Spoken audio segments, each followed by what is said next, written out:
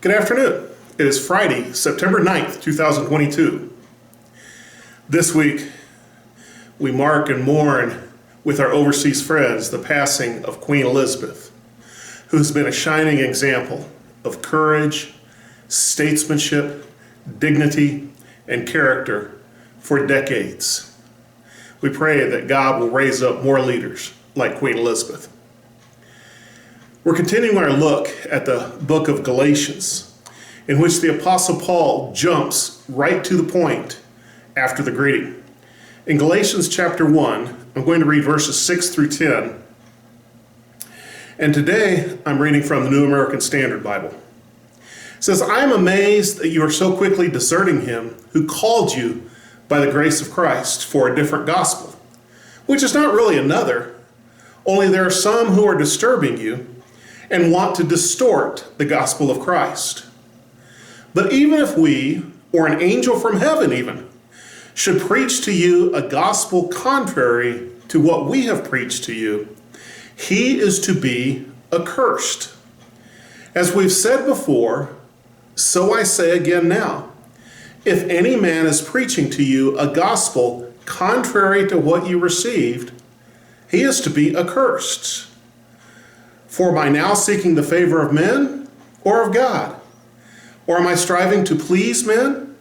If I were still trying to please men, I would not be a bondservant of Christ.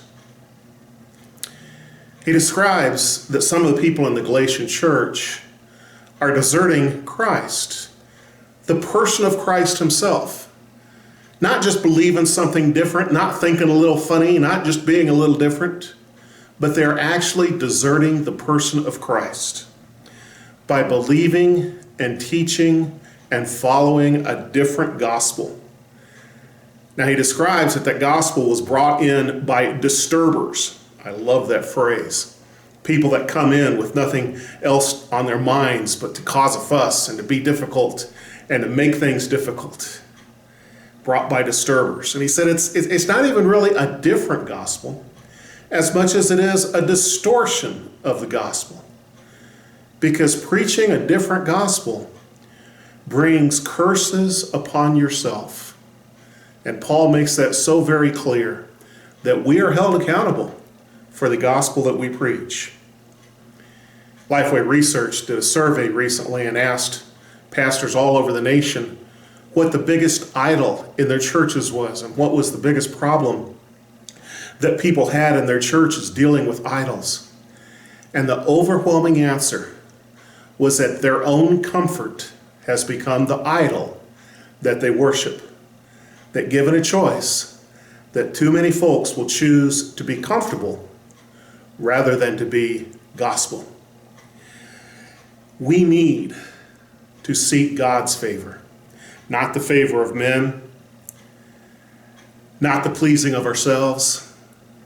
We need to recognize that the idea that Jesus Christ died, was buried, and rose again the third day, and is coming back to call us home, is the gospel that we need to preach, to live, to give an example of, and to share in every area of our lives, at home, at work, in our neighborhoods.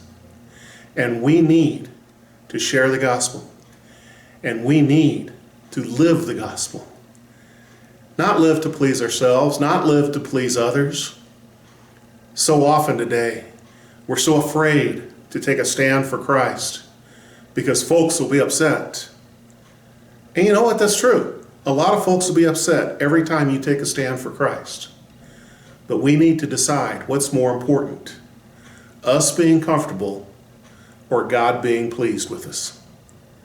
I hope and pray we choose to please God with our lives, with our words, with our actions, and with our beliefs. God bless you.